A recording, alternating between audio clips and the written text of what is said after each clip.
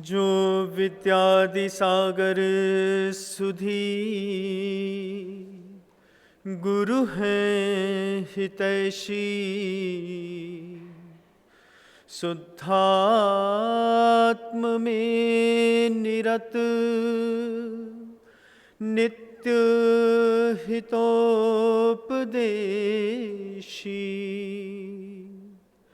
वे पाप ग्रीष्म ऋतु में जल है सयाने,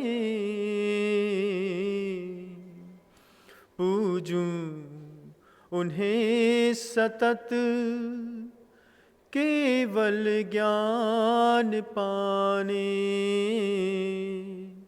पूजूं उन्हें सतत केवल ज्ञान पाने।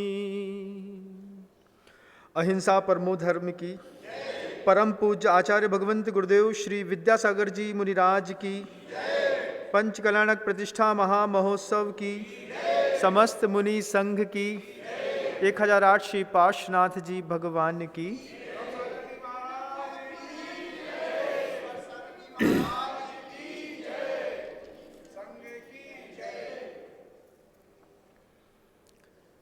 घर कोई बुरी चीज नहीं होती, लेकिन उसके बाद भी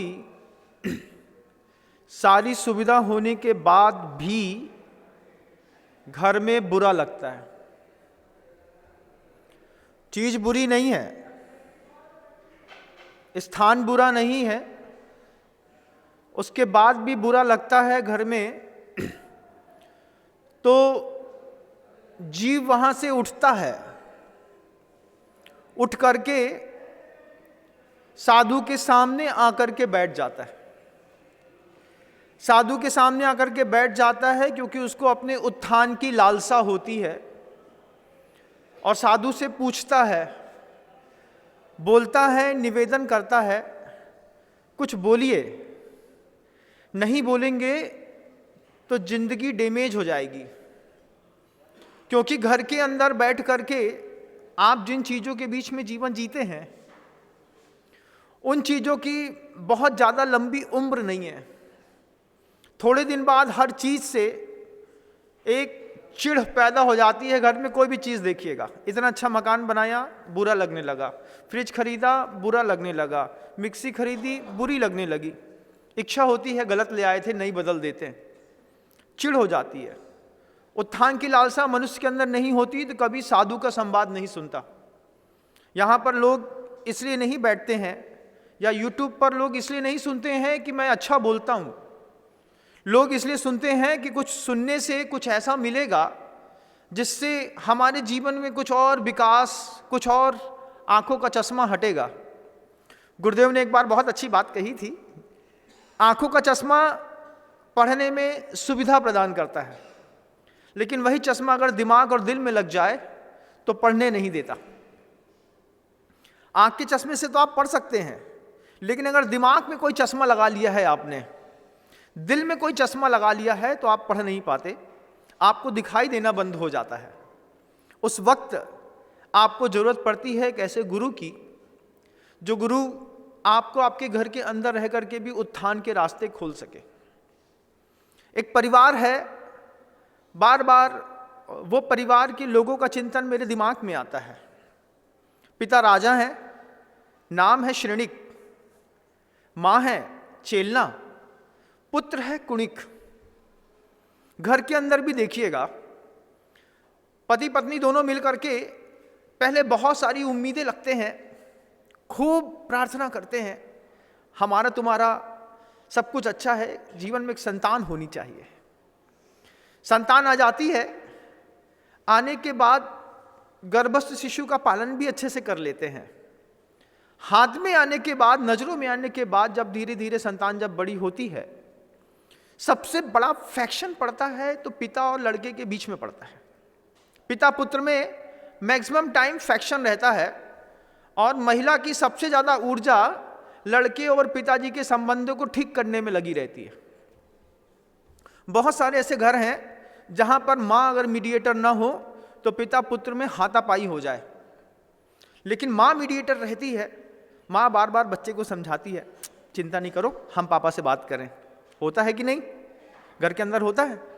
बच्चा सीधे डायरेक्टली पिता से बात नहीं करता है, वो बात किससे करता है? माँ से। माँ से बोलता है हमको ये चाहिए, ऐसा होना, ऐसा नहीं हो रहा है, ऐसा होना चाहिए। माँ कहती है आप खुद बोल दो, समझ लो हम बोलेंगे तो माथा कूटी हो जाएगी, या तो वो हमको मार देंगे या तो हम कुछ कर बैठेंगे, इसलिए तुमको मीडिएटर रखा है बीच में। ये आपस के अपने परिवारों की व्यवस्था होगी, ये अलग बात है, लेकिन मैं इस व्यवस्था को देखता हूं महाराज शेणिक, छेलना और कुणिक के जीवन से।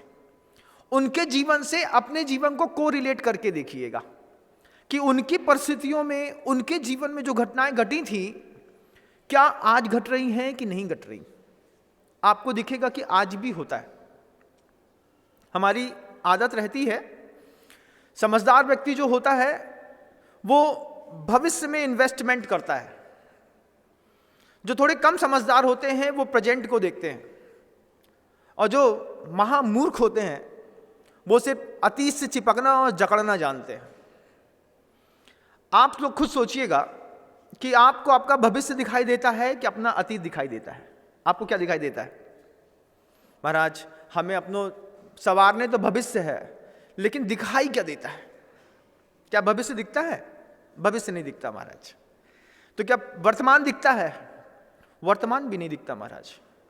हम अतीत से ऐसे जकड़े हैं, और सबसे बड़ी बात तो यह है कि अपना अतीत छोड़ करके बाकी सबके अतीत से जकड़े हैं। तुमने हमको 3 साल पहले ऐसा बोला था, आज भी याद है। फिर परिवार वालों में भाई भाई से बोलता है, बचपन में भी तुम हमारी बिस्कुट खा जाते थे, हमको आज भी याद है। अतीत से जकड़े हो कि नहीं? जकड़े हैं। ऐसी कितनी मस्तिष्क की इतनी कितनी जकड़ने हैं, जो यहाँ पर इतने जकड़े हुए लोग हैं कि हम सिर्फ अतीत देखते हैं। संवारना चाहते हैं भविष्य, लेकिन देखते हैं अतीत। वो भी अपना नहीं देखते, परिवार वालों का देखते हैं, समाज वालों का देखते हैं, पड़ोसी का देखते हैं, अपना अतीत कभी नहीं देखते। कुणिक और शेणिक के बीच में भी बस यही रहा। एक बार अतीत से जकड़ गया। अतीत से जकड़ने के साथ ही साथ कसाय का इतना ज़्यादा उद्वेग था, किसी पर्याय में कुणिक और शेणिक के बीच में कुछ गुस्सा बना होगा, लेकिन वो गुस्सा चिपक गया।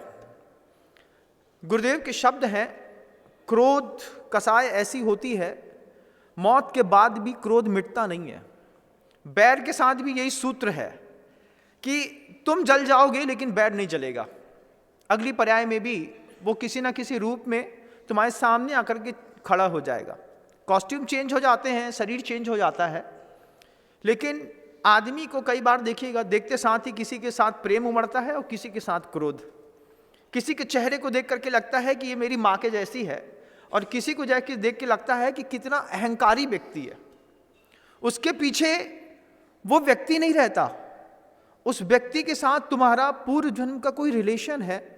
जब तुम किसी को देख करके अपना समझते हो, साधु के साथ भी तुम्हारा रिलेशन है, नहीं तो मुझे भी देख करके तुम मुझे अपना नहीं समझते। अपना समझते हो क्योंकि मैं तुम्हारा हूं, और जो मुझे नहीं समझता है, अंदर से चिड़िया नहीं बोलती, खुद की कुहू कुहू की आवाज नहीं आती, नहीं साधु हमारा नहीं है।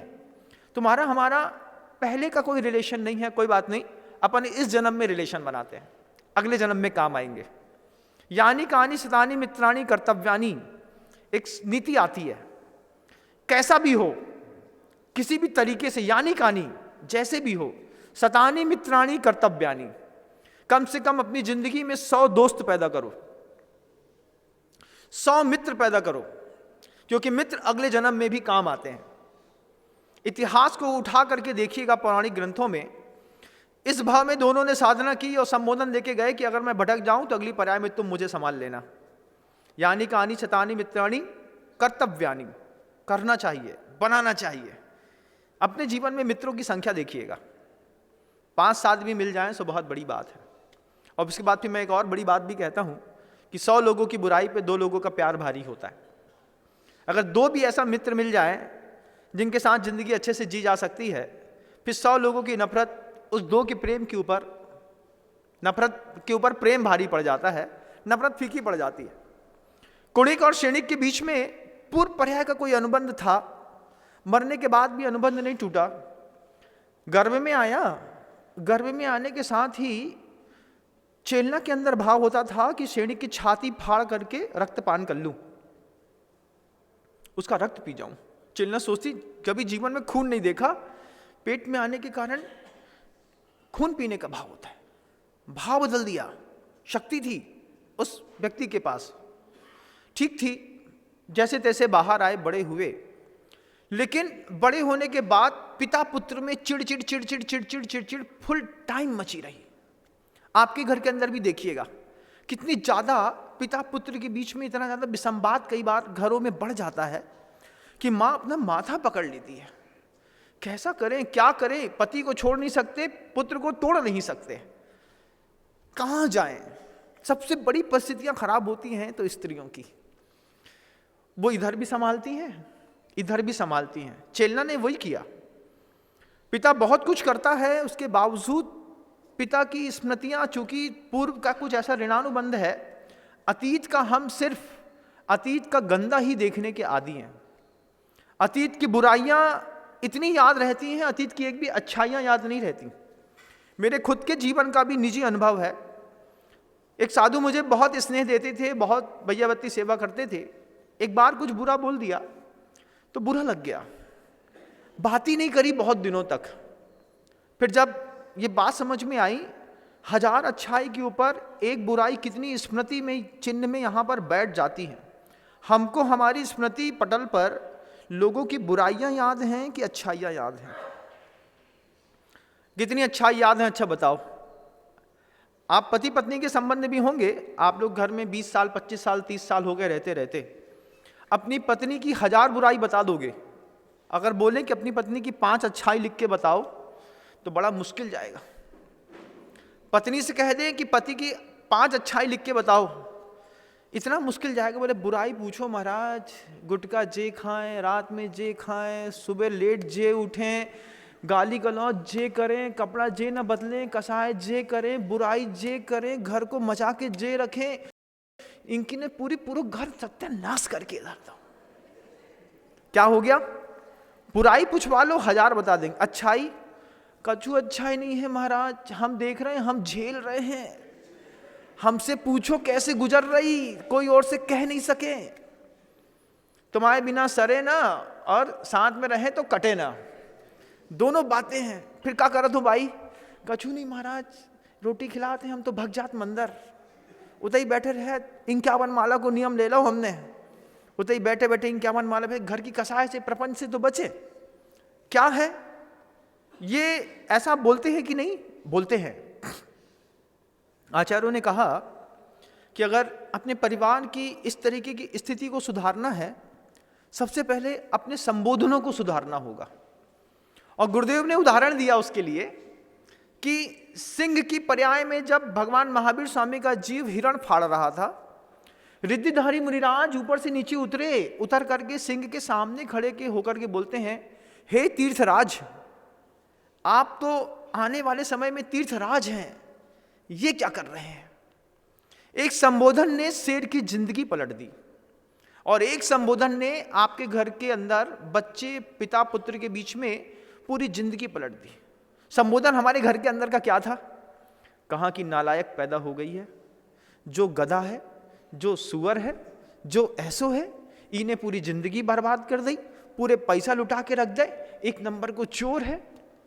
अब वो सामने वाला बोला था एक नंबर को झुठल्ला, महा झूठ बोलता है, ये झूठ पे झूठ बोलता है।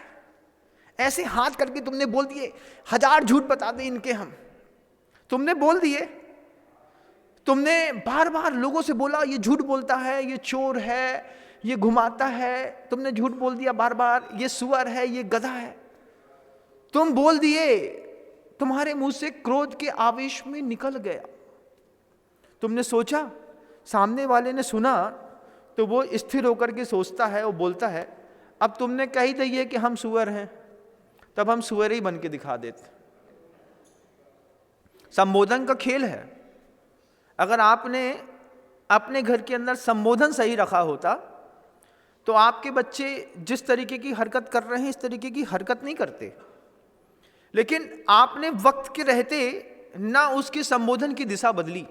आज भी आप घर के अंदर ऐसा करते हैं।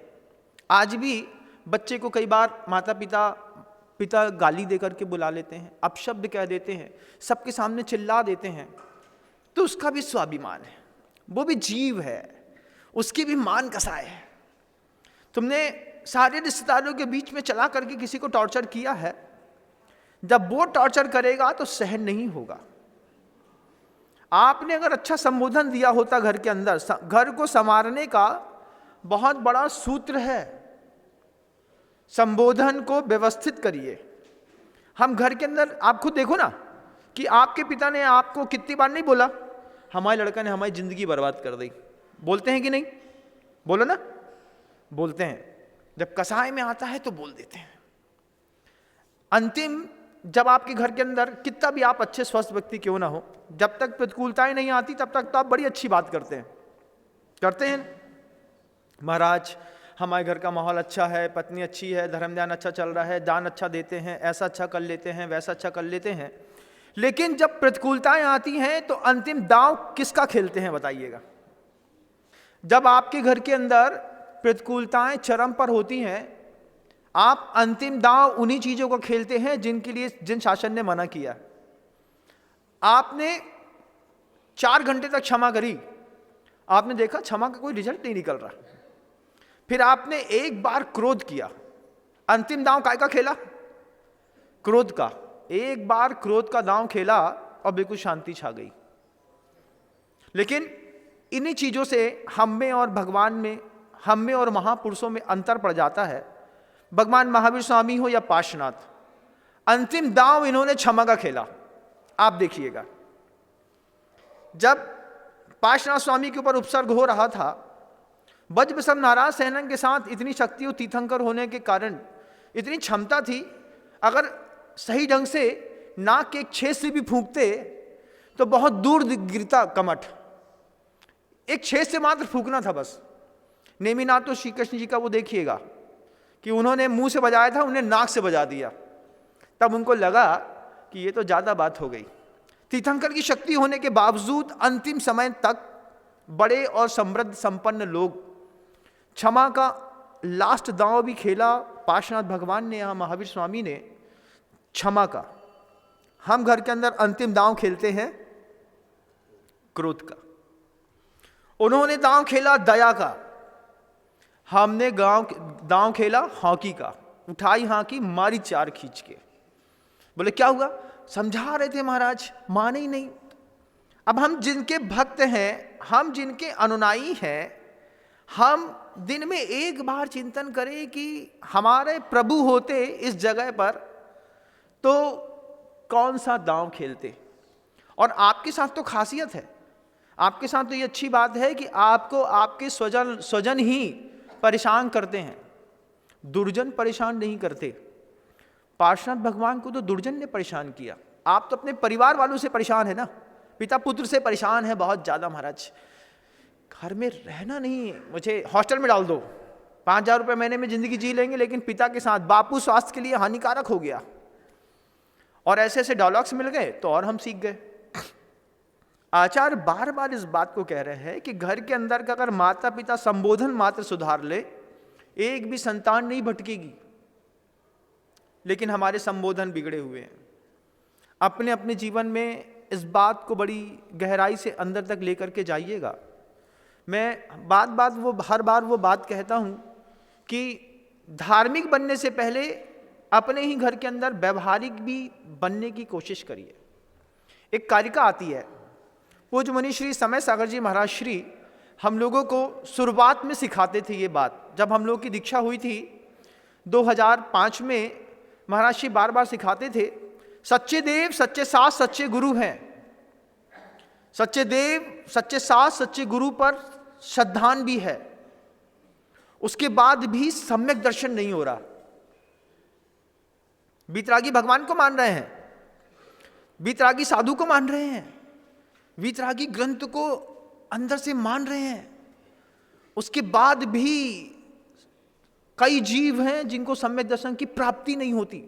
कभी किसी दूसरे कुलिंगी साधु के सामने, कुलिंगी आगम के सामने, भगवान के सामने माथा नहीं टेका हमने, उसके बावजूद जीव को सम्यक दर्शन नहीं मिलता। पूछा कि क्यों नहीं मिलता महाराज? तो मुनि श्री समय सागर जी महाराज श्री बहुत मुस्कुरा करके जवाब देते हैं, आचार्य संबंध भगवान कह तो रहे हैं कि सिर्फ सच्चे देव, सच्चे शास्त्र, सच्चे गुरु पर श्रद्धा करने मात्र से तुम सम्यक दृष्टि नहीं हो जाओगे। क्या चाहिए महाराज? श्रद्धानम परमार्थानाम, परमार्थ बुद्ध श्रद्धान करना है। माप तागम तपोव्रताम, आप्त पे, आगम पे और तपोव्रत पे, तपस्वियों पे, आगम पे और तीर्थंकरों पे। लेकिन सिर्फ तीन के ऊपर श्रद्धान करने मात्र से तुम्हारा सम्यक दर्शन नहीं होगा। इसके बाद और कुछ विशेषण लिखे हैं आचार्यों ने। श्रद्धानम परमार्थानाम माप्तागम तपोव्रताम त्रिमूला पूर्णमष्टांगम सम्यक दर्शन मस्म्यम। वो सम्यक दर्शन होगा तीन मूर्ताओं से हटोगे जब, उसके बाद 8 अंग का पालन करोगे तब।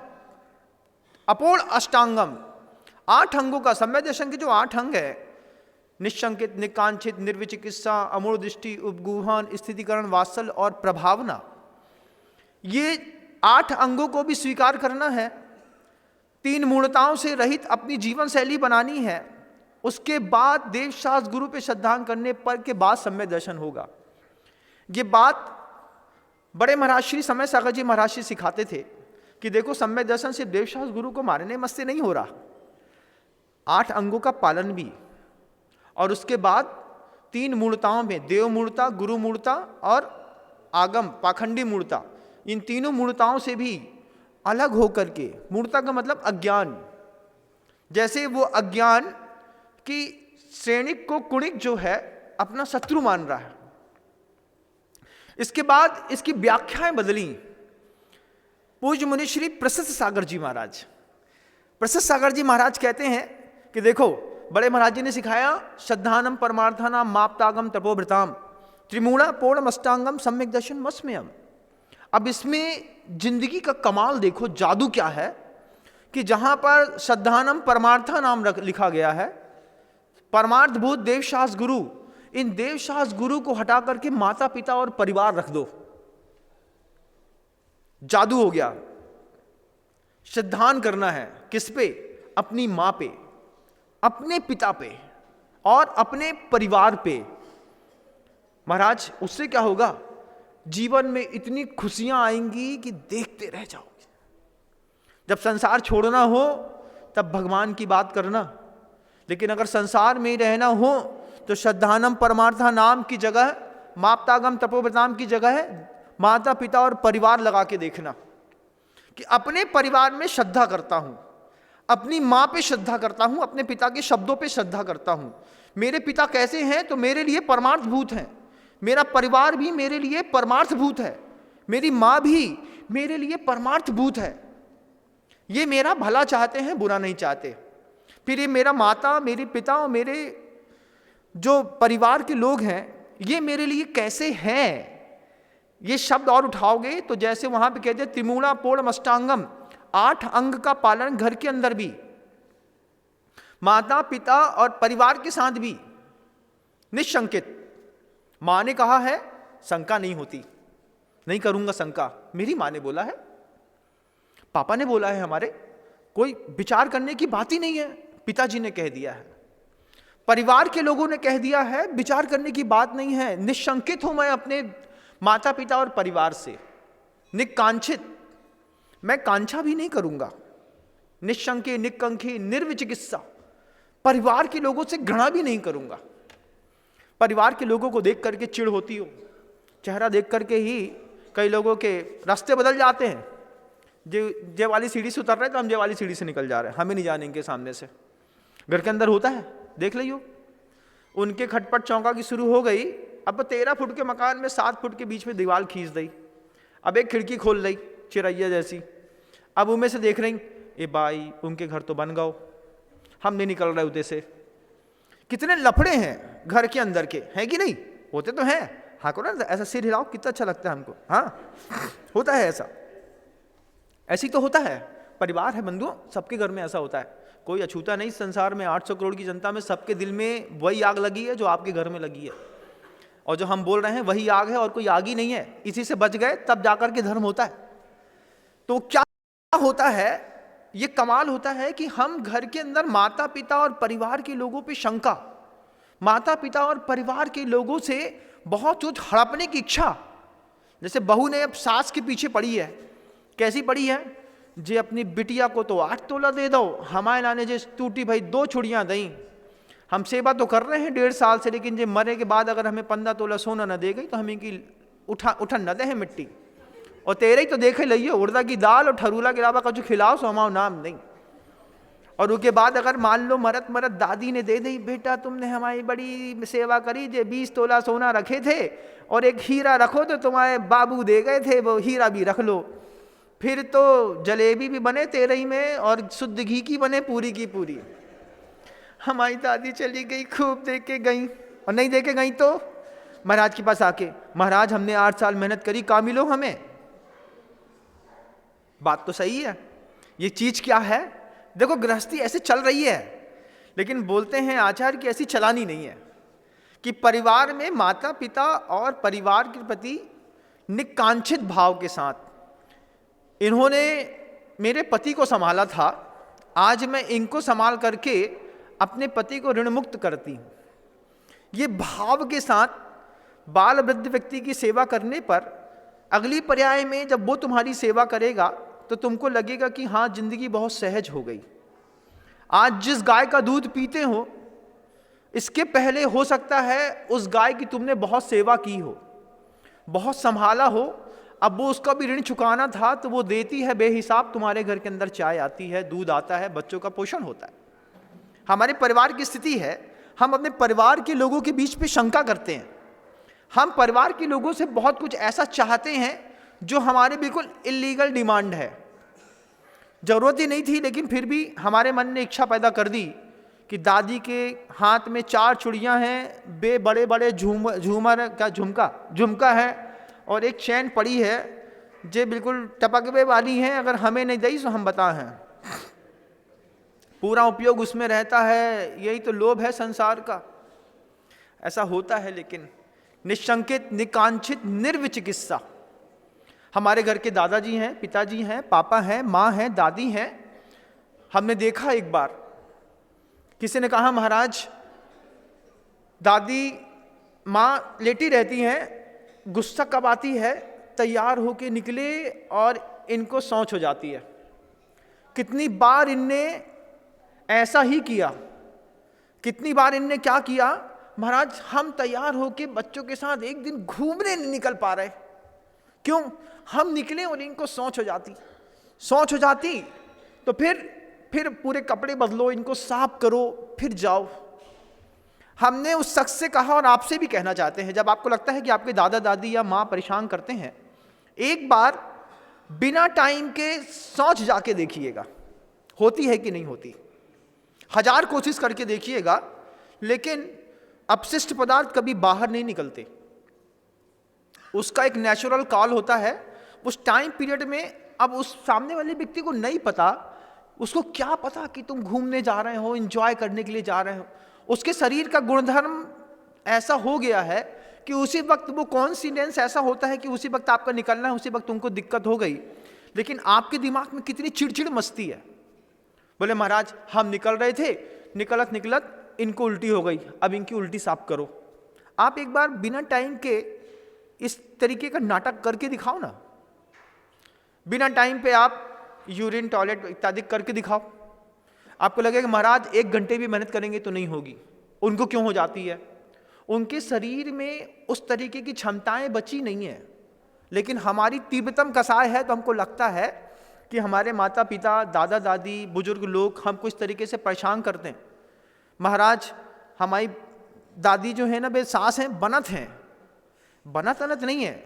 एक बार आप अपना माथा वो ऐसा फुड़वा के दिखाओ, तो आपको समझ में आएगा कि चलते चलते वो दादी गिर गई, माथा फूट गया, कूल्हे की हड्डी टूट गई, लेकिन हमारे अंदर का वो ऐसा कसा युक्त परिणाम है कि हम उसमें भी समझते हैं कि देखो ये हमारे सामने नाटक कर रहे हैं। वृद्ध आदमी नाटक नहीं करता, ध्यान रखना। उसकी नौटंकी अगर जब तुम पेट में थे ना तब उन्हें थोड़ा सा भी नाटक किया होता ना, 2 गोलियां बस खानी थी, कहीं नाली में पड़े मिलते अपन लोग। लेकिन उन्होंने बड़े पुरुषार्थ के साथ हम सबको इस संसार में लाए हैं, पाला है, संभाला है। आज परिस्थितियां खराब हैं और हमको हमारे ही परिवार के व्यक्तियों के पोषण करने इत्यादि में घिन आती है। कौन जाए, कौन उनके पास बैठे, बदबू आती है। ऐसा तो ठीक करिए, आप तो पढ़े लिखे हैं, आप पढ़े लिखे हैं तो आप तो ठीक करिए। हमसे नहीं होता महाराज। कल को जब आप बीमार पड़ेंगे ना तो डॉक्टर भी बोल देगा हमसे नहीं होता है। आत रौत के साथ मरण होता है तो बड़ी तकलीफ होती है। आचार्यों ने कहा श्रद्धानम परमार्था नाम माप्तागम तपोवितान। प्रसाद सागर जी मुनिराज कहते हैं श्रद्धानम परमार्था नाम माता पिता और परिवार, और इसके साथ कैसी व्यवस्था, बोले इनके ऊपर शंका नहीं करेंगे, इनके ऊपर क्रोध नहीं करेंगे। परिवार के लोगों के ऊपर निर्विचिकित्सा मतलब भाव है, घृणा नहीं करने का भाव, इन्हीं को वात्सल्य देने का प्रभाव, इन्हीं की प्रभावना करने का भाव, इन्हीं के साथ किसी भी वस्तु तत्व का उपगूहन करने का भाव। अब घर से बाहर निकलने के बाद जवान लड़की की बात तुमने जब अपनी जुबान से कही होगी तब तो सामने वाले को पता चली उपगूहन कहाँ गया। पड़ोसी का और धर्म का तो बहुत दूर खड़ा है। मैं आपसे पूछना चाहता हूं परिवार का कहाँ गया। आपको पता चलेगा कि बहुत बड़ी बात होती है एक परिवार में इस तरीके की विचारधारा पैदा करके जी जाना। सबसे पहला परिवार का एक महासूत्र है, हमको हमारे परिवार के प्रत्येक सदस्य के लिए संबोधन सुधारने हैं। अभी हम संबोधन गलत लगाते हैं, और संबोधन लगाते हैं गलत तो वाक्य गलत होता है। और तरुण सागर जी महाराज श्री एक बात कहते थे, वो हमेशा कहते थे उस बात को, किसी भी बात को वो 3 बार कहते थे, बताऊं बताऊं बताऊं, चिल्ला चिल्ला के। उनसे पूछा किसी ने कि आप बार बार एक ही बात को 3 बार रिपीट क्यों करते हैं। उन्होंने बड़ी अच्छी बात कही। उन्होंने कहा कि मैं चाहता हूं कि मेरे को सुनने वाली जनता पहली बार में कान से सुने, दूसरी बात में उसी बात को दिमाग से सुने, और तीसरी बार उसी बात को दिल से सुनेगी, तब जाकर के उसके जीवन में परिवर्तन आएगा। मैं भी आपसे कहना चाहता हूं संबोधन पहली बार शब्द सुनो संबोधन का कान से, दूसरी बार दिमाग से और तीसरी बार दिल से पूछो कि अपने परिवार के लोगों के लिए हम कितने मिसयूज वर्ड्स यूज करते हैं। फिर आपको लगेगा कि महाराज ये तो बहुत अच्छी बात हो गई। अगर कुणिक के हाथ के अंगूठे की मवाद को शेणिक ने अपने मुंह में डाल के नहीं चूसा होता तो कुणिक मारे दर्द के मर जाता। लेकिन हमारी अतीत को देख करके उसी में जीने की आदत है। शेणिक की भी अतीत को जीने की आदत पड़ गई थी, कुणिक भी अतीत की यादों में जी रहा था। जब माँ बीच में मीडिएटर बनी, माँ ने समझाया कि बेटा तुम छोटे थे, जोशी ने कहा कि तुम अपने पिता के लिए शत्रु साबित होगे, मैंने फिकवा दिया था, तुम्हारे पिता उठा के ले आए थे, तुम्हारे पिता तुमसे बहुत प्रेम करते हैं। जब 2 लोगों के बीच में घर के अंदर का विवाद होता है तो किसी एक को तो मीडिएटर बनना पड़ेगा ना। आप दोनों के विवादों में रस लेते रहे, आपने कभी मीडिएटर बनने की कोशिश नहीं करी। लेकिन चेलना मीडिएटर बनी पिता पुत्र के बीच में, कुणिक को समझाती है, कुणिक से कहती है कि देखो बेटा तुम्हारे अंगूठे में फोड़ा हो गया था, रात भर तुम सो नहीं पाते थे, पिता दबाते थे, तुम और रोते थे इतना तेज। जब छोटा बच्चा चिल्लाता है और रोता है, एक आदमी की नहीं, एक परिवार की नहीं, पूरे घर की नींद हराम हो जाती है। 7 दिन तक तुम अपने दर्द से तड़पते रहे, उसमें बड़ी दुर्गंध आती थी। लेकिन तुम्हारे पिता ने जब देखा कि तुम्हारे इलाज से शांति नहीं मिल रही है, मुंह में तुम्हारा अंगूठा डाल करके पूरा अंगूठा चूस लिया। चूसने से धीरे धीरे जीभ से घुमाते घुमाते, लार लगाते लगाते पूरी की पूरी मवाद तुम्हारे पिता के मुंह के अंदर आ गई, और फिर तुमको आराम मिला, तब तुम सो पाए। तुम्हारे पिता तुमसे इतना प्यार करते बेटा। माँ को बताना पड़ता है पुत्र को कि बेटा तुम्हारे पापा तुमसे बहुत प्यार करते हैं, तुम्हारे पापा ने बचपन में ऐसा किया, तुम्हारे साथ ऐसा किया, ऐसा किया, लेकिन तुम्हारी आदत है अतीत के सिर्फ दोष याद करने की। पापा ने चिल्ला दिया, याद है, लेकिन पापा ने सुविधा दी, ये भूल गए। मैं फादर्स डे नहीं मना रहा हूं, मैं बता रहा हूं कि गैप कहां होता है और सबसे पहले सुधारने की कहां पर जरूरत पड़ती है। अपने अपने जो भी लोग सुन रहे हैं, कहीं से भी बैठ के सुन रहे हैं, किसी भी स्थिति में सुन रहे हैं, लेकिन ध्यान रखिएगा कि अगर घर के अंदर मां मीडिएटर नहीं बनती है तो पिता और पुत्र के बीच का संबंध सुरक्षित नहीं हो पाता। जब मां ने, चिल्ला ने कुणिक को समझाया कि बेटा इतना दर्द था तुम्हारे हाथ में कि उस दर्द को अगर सैनिक तुम्हारे पिता ने मुंह में चूस करके तुम्हारा मवाद नहीं निकाली होगी, उस पर भी तुमने पापा की आंख में अचानक अपने हाथ उंगलियां डाली, आधी मवाद तुम्हारे पिता के गले से नीचे उतर गई, आधी थूक पाए वो। तब कुणिक को लगा कि मेरे पिता मेरे लिए कितना करते हैं, क्या गजब का करते हैं।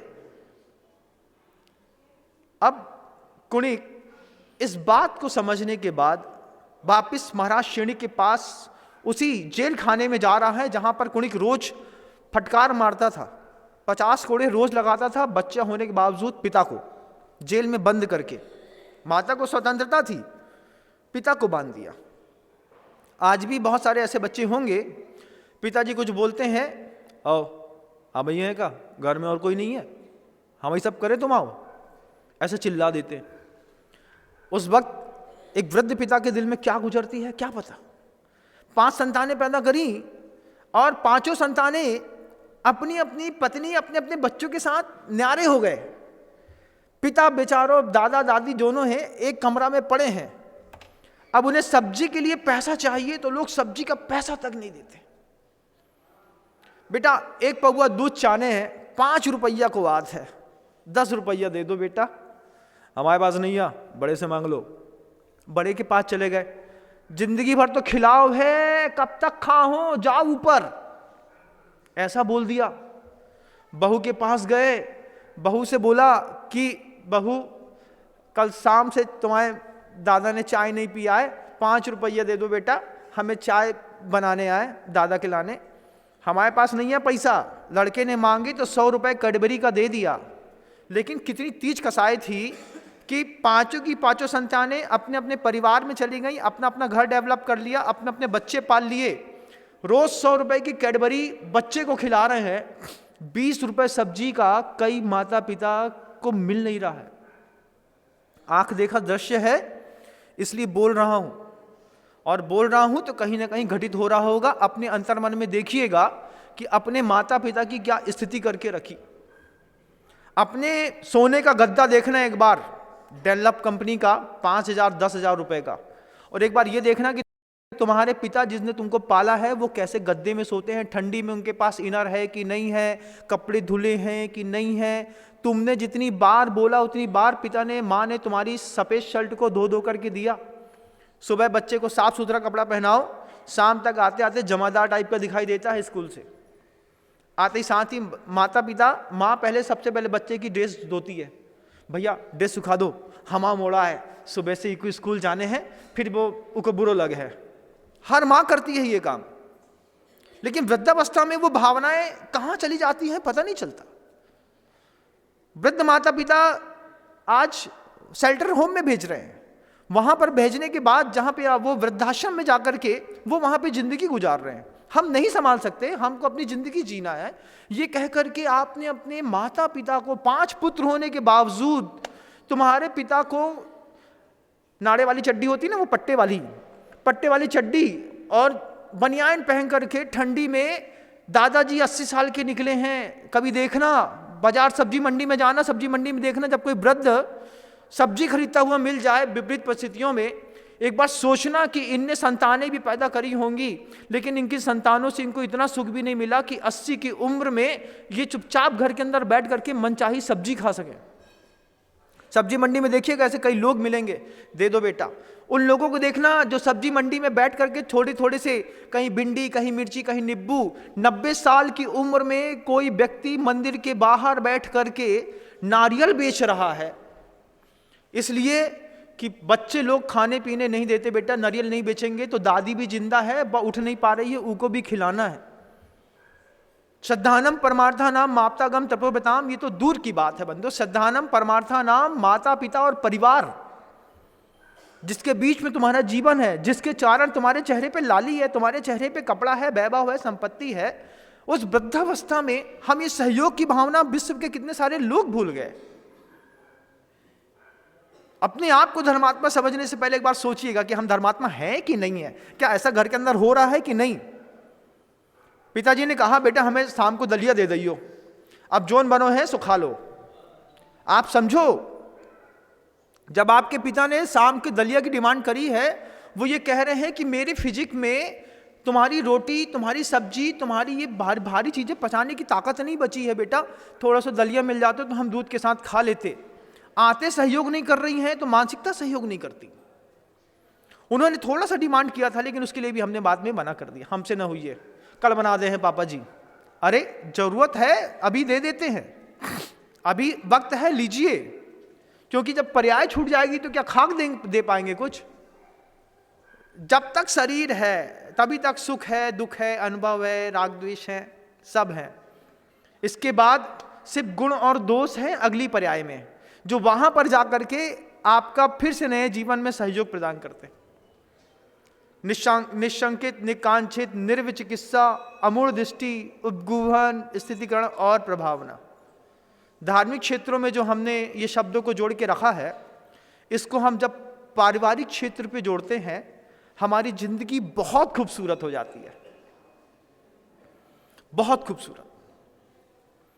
आप धर्मात्मा बने नहीं बने, आप साधु बने नहीं बने, लेकिन अपने परिवार को ऐसा माहौल दीजिए, परिवार में माता पिता और परिवार के प्रति निशंकित और निकांक्षित होकर के जब जीवन जिएंगे, उन वृद्ध आदमी को इस बात की चिंता नहीं करनी पड़ेगी कि हमें वृद्धावस्था में कौन संभालेगा, कौन संभालेगा हमको। आदमी भविष्य की योजना बना रहा है, अतीत से चिपका है। कुणिक गया क्षणिक के पास, जब उसको पता चला कि अंगूठे में मेरे इतना दर्द था, पिता ने इतना किया, प्रेम उमड़ा, लेकिन उस समय तक क्षणिक भी अतीत से बंध चुके थे। क्षणिक अतीत से बंध गए। क्षणिक सोचते हैं कि देखो रोज आता था, मारता था, कूटता था, हमें कैसा स्थिति हो गई, भगत के अधिपति को उसका पुत्र घर के अंदर मार रहा है। हम अपने पिता को, हो सकता है आपने हाथ ना उठाया हो, लेकिन शब्दों की मार आपने अपने पिता के साथ भी जरूर करी हुई होगी। उसका भी एक अपराध बोध और प्रायश्चित बनता है, वक्त रहते बनता है। महाराज हमने अपने पिता को गाली दी, हमने अपने पिता को बुरा बोला, हमने अपने पिता की बुराई की, एक प्रायश्चित बनता है। कभी भी किसी साधु का मौका मिले ना, तो पास में जाकर के इस बात का वेदना करना, इस बात का प्रत्याख्यान करना कि भगवान हमने अपने माता पिता और परिवार के बारे में बहुत बोला, क्षमा कर दीजिए और उसका प्रायश्चित बता दीजिए, जीवन बहुत सुधर जाएगा। कुणिक जब गया क्षणिक के पास माफी मांगने के लिए, तो कुणिक वहीं से कुल्हाड़ी उठा के लेके निकला। क्यों? क्योंकि महाराज क्षणिक को मैंने जंजीरों से बांध के रखा है, 4 घाव इस बार कुल्हाड़ी में मारूंगा, जंजीर टूट जाएगी और पिता को गले लगाकर के क्षमा मांग लूंगा। लेकिन महाराज क्षणिक अतीत से बंध गए, क्योंकि हमारी आदत है, हम देखते हैं भविष्य की ओर, दिमाग में भर के रखा है पूरा अतीत, और अतीत में भी कोई भी अच्छाइयाँ दिमाग में नहीं रखी हैं, सिर्फ बुराइयाँ। हमको हमारे मेमोरी कार्ड से बुराइयाँ किसी की डिलीट होती ही नहीं है। हमारे मेमोरी कार्ड की सबसे बड़ा फॉल्ट है, नहीं है तो बताइए। सिर्फ बुराइयाँ ही एक ऐसी चीज़ है कि चालनी से चाल करके सच्चाई और अच्छाई तो नीचे गिर जाती है, चालनी में सिर्फ बुराई बुराई बसती है। माथे पे धर ली, क्षणिक ने भी धर ली, हम भी धर लेते हैं और आप भी धरते हैं। महाराज क्षणिक के उदाहरण से, महाराज क्षणिक के कथानक से अपने जीवन को संवारने का सूत्र निकालने का अपना प्रयास है, कि जैसे महाराज क्षणिक ने भी अपना अतीत पकड़ के रखा था, अतीत से जकड़े थे, अतीत की उनको स्मृति आई कि देखो रोज आता था कोड़ा लेकर के, कोड़ा मारता था, आज हथौड़ा लेकर के, कुल्हाड़ी लेकर के आया है, काट डालेगा। अतीत से बंधे होने के बावजूद चेहरे के भाव नहीं पकड़ पाए और बोले ये मारेगा, इससे अच्छा मैं मर जाता हूं। अपने हाथ खुद अपना घात करके निकल गए जा करके नरक में। ऐसे ही कई बार हमारे घरों में होता है, हम कुछ सोचते हैं, कुछ अच्छा करना चाहते हैं, उसके पहले आदमी अपना बुरा कर चुका होता है। क्यों? हम सोच रहे थे भैया तुम ऐसा हमारे साथ करो, सोचो हम ही खुद कर लेते हैं अपने साथ।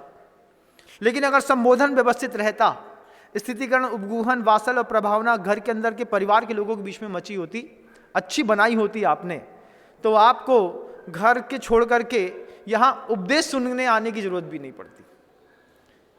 उपदेश क्या है?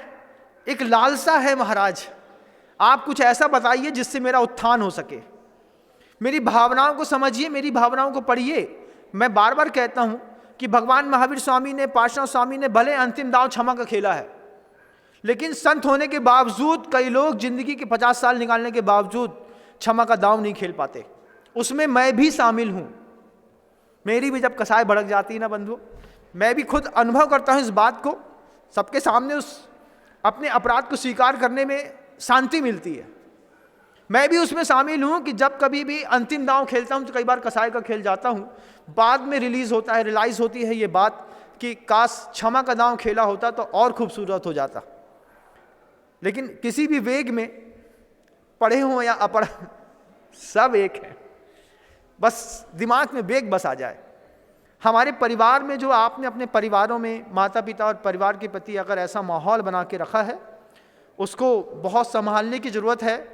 वह कारिका जो समय सागर जी महाराज से सिखाते हैं, श्रद्धानम परमार्थानाम माप्तागम तपोबताम त्रिमूला पूर्णमष्टांगम सम्यक दर्शन मस्मयम, ये तो संसार से ऊपर उठाने वाली है, लेकिन संसार को भी व्यवस्थित चलाने वाली कारिका प्रसाद सागर जी महाराज श्री की है, जो कहते हैं श्रद्धानम परमार्थानाम माता पिता और परिवार। और आप देखिए कि वो उतनी खूबसूरती के साथ मुनिराज श्री समय सागर जी महाराज के साथ जब रहते हैं तो अपने परिवार में 25 सदस्य हैं। चुल्लक जी है, मुनि महाराज जी हैं, छोटे भी हैं, बड़े भी हैं, सबके ऊपर निशंकित भाव, सबके ऊपर कांक्षा रहित सेवा, अच्छी वैयावृत्ति, अच्छा उनका वात्सल्य, अच्छी प्रभावना। और मजाल है कि प्रसाद सागर जी महाराज कभी किसी की बुराई कर दें। इतना एक संत क्या मांझता है अपने आप को, और क्या उनकी सोच है। आज उनकी सोच आपके बीच में रखने का मैंने प्रयास किया। मेरी भी अपनी कुछ कमियां रहती है। साधु भी बहुत बड़ा रागी द्वेषी होता है बंधु। अच्छी चीज होती है तो राग कर लेता है, द्वेष की जगह में द्वेष कर लेता है। लेकिन हमारे राग द्वेष के निमित्त अलग होते हैं, आपके राग द्वेष के निमित्त अलग होते हैं। हमारा राग द्वेष कैसा होता है? तुम पूजा नहीं कर रहे, गलत बात है, कल से बात नहीं करना हमसे। तुम रात्रि भोजन करते हो, हमारे यहाँ आहार देने नहीं आना। तुम लोग रात में खाना तुम्हारे घर के अंदर बनता है, आहार दान मत करना। गुस्सा आ रही, क्यों? तुम धर्म नहीं करते। इस बात में क्रोध आ गया, राग करता है। कोई कहता महाराज 5 प्रतिमा है शुद्ध, अच्छा बहुत अच्छे, इसने होता है। राग द्वेष तो करते हैं, निमित्त दूसरा है। आपके निमित्त पता नहीं कैसे कैसे। अपने जीवन का वैभव संभालिएगा। जितना देवशास्त्र गुरु के ऊपर पवित्र श्रद्धा है, उतनी परिवार के ऊपर भी, माता पिता और परिवार में भी पवित्र श्रद्धा बने तो आपको परिवार में रहने का भी आनंद आएगा। मोक्ष मार्गी सिर्फ साधु ही नहीं होता बंधुओं, गृहस्थ भी होता है। उसका मोक्ष मार्ग थोड़ा लंबा होता है। घर के अंदर रहकर भी संसार का उच्छेद करने की कला गृहस्थों को बहुत अच्छे से आती है। आप सब कर रहे हैं। 2 दिन बाद पंचकानक प्रतिष्ठा महामहोत्सव अपने आप आकार लेने के लिए तैयार खड़ा हुआ है। आपके अंदर भी बहुत सारी भावनाएं बन गई हैं। मैं भी बहुत सारी भावनाओं से अभिभूत हूँ। महर्षि तो निरंतर जाप में लगे रहते हैं। उनको हमने बोल दिया है महर्षि आपको जाप करना है, पूरी जाप का अनुष्ठान विधिवत सब होना चाहिए। वो प्रकृति को अनुकूल करने में लगे हुए हैं और महर्षि की जाप का ही प्रभाव रहेगा कि अगले 7 दिनों तक प्रकृति बिल्कुल भी किसी को परेशान नहीं करेगी। अभी शब्दों को विराम देता हूं, कल पुनः प्रयास करूंगा। गुरुदेव श्री विद्यासागर जी महाराज की जय।